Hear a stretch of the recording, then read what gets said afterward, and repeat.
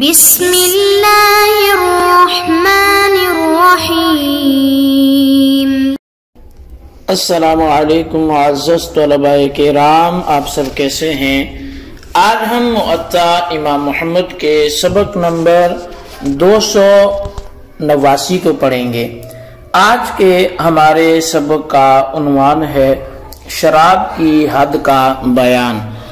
آج کے ہمارے سبق کی جو عبارت ہے وہ باب الحد فی الشرب سے شروع ہوتی ہے، یعنی یہ جو باب ہے وہ شراب کی حد کے حوالے سے ہے۔ اس باب کی پہلی حدیث جو امام محمد رحمۃ اللہ علیہ نے ذکر فرمائی ہے وہ ہے اخبرنا مالک اخبرنا ابن شہاب ان السائب ابن یزید اخبرہ قال خرج علينا عمر بن الخطاب فقال إني وجدت من فلان ريح شراب فسألته فزعم أنه شرب طلاء وأنا سائل عنه فإن كان يسكر جلدته الحد فجلده الحد۔ امام محمد رحمۃ اللہ علیہ فرماتے ہیں کہ ہمیں امام مالک نے خبر دی ہے اور وہ ہمیں ابن شہاب سے خبر دیتے ہیں کہ صاحب بن یزید نے انہیں بتایا کہ حضرت عمر بن خطاب رضی اللہ عنہ ہمارے پاس تشریف لائے اور فرمانے لگے کہ فلاں کے منہ سے مجھے شراب کی بدبو آ رہی ہے۔ میں نے اس سے پوچھا تو اس نے کہا کہ میں نے طلاء پی رکھی ہے، اب اس کے بارے میں پوچھتا ہوں، اگر اس کا نشہ شراب کے پینے کی وجہ سے ہے تو میں اسے کوڑے لگاؤں گا۔ چنانچہ انہوں نے پھر اسے کوڑے بھی لگائے۔ اخبرنا مالک اخبرنا ثور بن زید الدیلی ان عمر بن الخطاب استشار فی الخمر یشربها الرجل فقال له علی بن ابی طالب ارى ان تضربه 80 فانه اذا شربها سكر وَإِذَا سَكَرَ هَزَا وَإِذَا هَزَا افْتَرَى أَوْ كَمَا قَالَ فَجَلَدَ عُمَرُ فِي الْخَمْرِ 80۔ امام محمد رحمۃ اللہ علیہ آپ فرماتے ہیں کہ ہمیں امام مالک نے خبر دی ہے اور امام مالک نے ہمیں ثور بن دیلی سے خبر دی کہ حضرت عمر بن خطاب رضی اللہ تعالی عنہ نے ایک آدمی کہ شراب پینے کے بارے میں مشورہ طلب کیا تو حضرت علی المرتضیٰ شیر خدا کرم اللہ تعالی وجہ الکریم نے ارشاد فرمایا کہ میں اس کے لیے 80 کوڑے لگانے کی رائے بتاتا ہوں، کیونکہ وہ شراب پی کر نشے میں ہوگا اور نشے میں ہوتے ہوئے ادھر ادھر کی باتیں بکے گا اور بکنے میں کسی پر تہمت لگا بیٹھے گا، یا جیسے حضرت علی رضی اللہ تعالیٰ نے فرمایا اس کے بعد حضرت عمر رضی اللہ تعالیٰ نے شراب نوشی میں اسی کو جو وہ شخص تھا 80 کوڑے لگائے۔ تو بہرحال اس سے قبل کہ ہم ان دونوں روایات میں دو مختلف مسائل کی تشریح اور تحقیق کریں، ضروری یہ ہے کہ شراب اور اس کے متعلقات کا پہلے تفصیلی ذکر ہو جائے۔ شراب بنانا، پینا اور پلانا اور اس کی خرید و فروخت کرنا یہ قدیم زمانے سے چلا آ رہا ہے۔ ظہور اسلام تک یہ معاملہ چلتا رہا۔ دور جاہلیت میں تو اس سے عشق کی حد تک پیار کیا جاتا تھا، یہاں تک کہ باپ مرتے وقت اور اولاد کو یہاں تک کہ وہ وصیت کر جاتا کہ میری قبر پر روزانہ گھڑا بھر کر شراب ڈالتے رہنا۔ انسان عمومی طور پر اس کا عادی اور رسیہ تھا۔ اسلام آنے کے بعد قرآن کریم نے اس کی جو ہے وہ اصلاح فرمائی اور حکمت کے تحت آہستہ آہستہ اس کی جو ہے وہ ممانعت نازل فرمائی تاکہ ہڈیوں میں رچی جو بری عادت ہے وہ نکل بھی جائے اور لوگ اسے سمجھ کر اس کو ترک کر دیں۔ اس بارے میں قرآن کریم نے سب سے پہلے جو ارشاد فرمایا وہ یہ تھا، سورہ نساء کی آیت نمبر 44 تھی کہ یا ایھا الذین آمنوا لا تقربوا الصلاۃ وانتم سکارى حتی تعلموا ما تقولون، کہ اے مومنو تم نماز کے قریب نہ جاؤ جبکہ تم حالت نشہ میں ہو یہاں تک کہ جو تم کہتے ہو وہ جان لیا کرو۔ یہ آیت کریمہ چونکہ نماز کے قریب جاتے وقت یا ادائیگی نماز کے وقت نشے سے منع اس میں کیا گیا، تو لوگ سمجھے کہ اس موقع کے علاوہ کوئی ممانعت نہیں ہے، تو اس لیے انہوں نے صبح سے نماز عشاء تک تو شراب نوشی بند کر دی، لیکن بعد عشاء صبح سے قبل کے حصے میں رات کے وقت بدستور یہ سلسلہ جاری رہا، اور پھر صبح کی نماز کے بعد ظہر تک کا بھی کافی وقت تھا، اس لیے اس دوران بھی وہ پی لیتے۔ اس کے بعد دوسری آیت کریمہ نازل ہوئی، یسألونک عن الخمر والمیسر قل فیہما اسم کبیر ومنافع للناس واسمہما اکبر من نفعہما، کہ اے محبوب آپ سے شراب اور جوئے کے بارے میں پوچھتے ہیں، فرما دیجئے کہ ان دونوں میں بہت بڑا گناہ ہے اور لوگوں کے لیے منافع بھی ہیں، اور ان دونوں کا گناہ ان کے نفع سے زیادہ بڑا ہے۔ تو اب اس انداز بیان سے سمجھنے والے تو سمجھ گئے کہ جب اس کا نقصان زیادہ بتایا گیا تو اس کا مطلب کیا ہے، اور بہت بڑا گناہ بھی کہا گیا تو اس سے اجتناب ہی بہتر ہے، لہذا اکثر صحابہ کرام نے اسے پینا اسی آیت کے بعد سے چھوڑ دیا۔ کچھ حضرات یہ سمجھے کہ اس کی صاف صاف ممانعت تو نہیں آئی، اس لیے پینے میں اللہ تعالیٰ کی حکم عدولی نہیں ہوگی، لہٰذا وہ بدستور جو ہے وہ اسے پیتے پلاتے رہے۔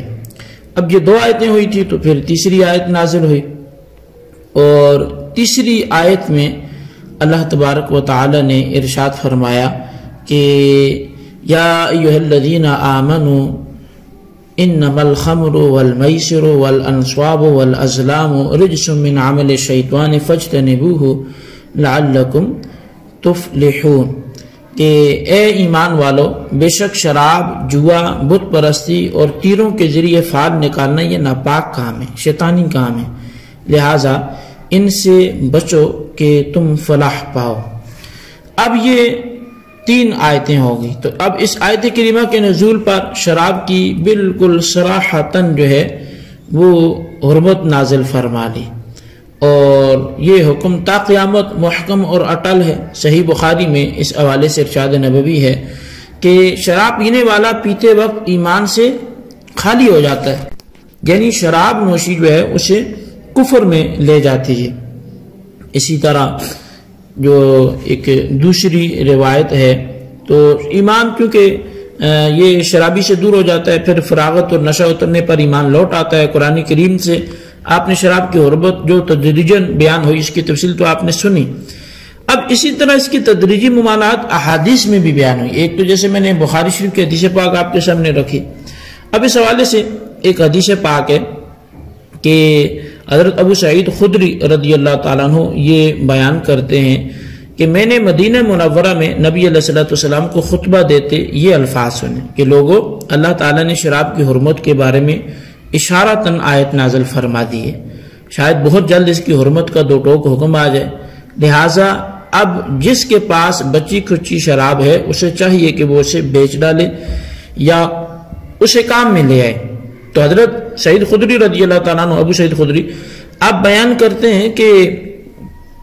کچھ ہی دیر گزری ہوگی کہ نبی علیہ السلام نے فرمایا بے شک اللہ تعالیٰ نے شراب حرام کر دی ہے، جس سے آیت حرمت کا علم ہو جائے اور اس وقت اس کے پاس شراب ہو تو وہ اسے نہ پیے اور نہ بیچے۔ بیان کرتے ہیں کہ یہ سن کر لوگوں نے اپنے اپنے جو پاس رکھی شراب تھی وہ مدینے کی گلیوں میں اور نالیوں میں بہا دی، جس سے نالیوں میں پانی کی جگہ شراب بہتی نظر آ رہی تھی۔ اچھا، اسی طرح عبد الرحمن بن وعلا مصری بیان کرتے ہیں کہ میں نے حضرت عبداللہ بن عباس رضی اللہ عنہما سے انگوری شراب کے بارے میں پوچھا، وہ فرمانے لگے کہ ایک شخص نے نبی علیہ السلام کے لیے شراب کے ایک مشکیزہ بھیجا، تو لانے والے کو نبی علیہ السلام نے فرمایا کہ کیا تجھے معلوم ہے کہ اللہ تعالیٰ نے شراب کو حرام کر دیا ہے؟ تو عرض کرنے لگا مجھے علم نہیں ہے۔ پھر اس نے ایک دوسرے آدمی سے سرگوشی کی، نبی علیہ السلام نے پوچھا کیا سرگوشی ہوئی ہے؟ کہنے لگا میں نے اسے کہا ہے کہ پھر اسے فروخت کر دو۔ تو اس پر آپ صلی اللہ علیہ وسلم نے ارشاد فرمایا کہ جس اللہ تعالیٰ نے اس کا پینا حرام کر دیا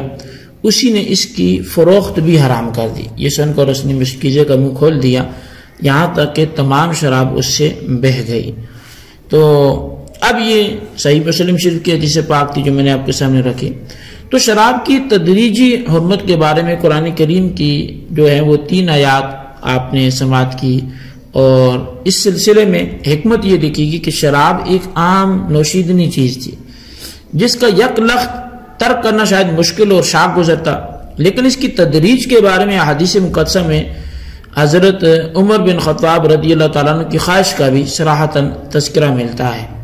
آپ کی دلینہ خواہش تھی کہ شراب حرام ہو جائے، اس کے لیے اللہ تعالیٰ نے حضور علیہ السلام اللہ تعالیٰ کے حضور یہ نبی علیہ السلام دعا بھی کرتے رہے یہاں تک کہ مکمل اور صراحتاً حرمت کی۔ صاحب المبسوط علامہ سرخسی رحمۃ اللہ علیہ نے اس کا تذکرہ فرمایا، تو آپ نے فرمایا کہ شراب کی حرمت کتاب اللہ اور سنت مبارکہ سے ثابت ہے۔ کتاب اللہ سے حرمت اس آیت کریمہ سے واضح ہے، یا ایھا الذین آمنوا انما الخمر والمیسر والانصاب، یہ پیچھے جو ہم پڑھائیں۔ تو اس آیت کے شان نزول یہ ہے کہ حضرت عمر رضی اللہ تعالیٰ عنہ نے نبی علیہ السلام سے عرض کہ یا رسول اللہ شراب مال کا ضیاع، عقل کی بربادی کا نام ہے، آپ اللہ تعالیٰ سے دعا کیجئے کہ وہ اس کے بارے میں ارشاد فرمائے۔ نبی علیہ السلام نے اللہ تعالیٰ کے حضور ہاتھ اٹھا کر دعا کی کہ اے اللہ شراب کے بارے میں بیان شافی نازل فرما۔ اس پر پھر یہ آیت نازل ہوئی یسألونک عن الخمر والمیسر۔ اس کے اترنے کے کچھ بعد جو ہے وہ کچھ لوگ شراب نوشی سے بچے اور کچھ دوسرے کہنے لگے کہ ہم اس کو منافع کے حصول کے لیے استعمال کریں گے اور گناہوں میں استعمال نہیں کریں گے۔ تو حضرت عمر رضی اللہ تعالیٰ عنہ آپ جو تھے تو انہوں نے دوبارہ نبی علیہ السلام کی خدمت میں عرض کیا کہ مزید وضاحت ہونی چاہیے، اور اس کے بعد جو ہے وہ اللہ تعالیٰ سے اور زیادہ صاف بیان آنا چاہیے۔ تو اس پر پھر یہ آیت نازل ہوئی یا ایھا الذین آمنوا لا تقربوا الصلاۃ وانتم سکارى۔ اس کے بعد کچھ اور لوگوں نے شراب نوشی ترک کر دی اور کہنے لگی کہ جب یہ نماز میں خلل انداز ہوتی ہے تو اس میں بھلائی کیوں کرو گی؟ کچھ دوسروں نے کہا کہ نماز کے اوقات کے علاوہ ہم پی لیا کریں گے۔ تیسری مرتبہ پھر حضرت عمر رضی اللہ تعالیٰ نے عرض کیا حضور 2 ٹوک بیان مانگیے۔ پھر یہ آیت کریمہ اتری انما الخمر والمیسر والانصاب والازلام رجس من عمل الشیطان فاجتنبوہ لعلکم تفلحون۔ تو حضرت عمر رضی اللہ تعالیٰ نے اس پر کہا کہ ہمارے رب نے شراب نوشی سے ہمیں بالکل روک دیا ہے۔ تو بہرحال یہ شراب کے حرام ہونے کے حوالے سے جو اس کے ایک باقاعدہ اس پر بتدریج آیات نازل ہوتی رہی اور حدیث میں جو اس کا تدریجی حکم تھا وہ میں نے آپ کے سامنے رکھا۔ تو اب اس حوالے سے یہ ہے کہ شراب کے اگر کوئی شراب پیتا ہے اور اس حرام کام کے ارتکاب کرتا ہے تو اس کو پھر کیا سزا کیا دی جائے گی، اس حوالے سے ہم آئندہ سبق میں پڑھیں گے۔ آج کے لیے اتنا ہی کافی ہے، اور اسی کا آپ خلاصہ اپنے سبق پہ لکھیے گا۔ اللہ تبارک و تعالیٰ سے دعا کرتے ہیں جو ہم نے پڑھا سنا سے یاد رکھنے کی توفیق نصیب فرمائے، آمین بجاہ النبی الامین صلی اللہ علیہ وسلم۔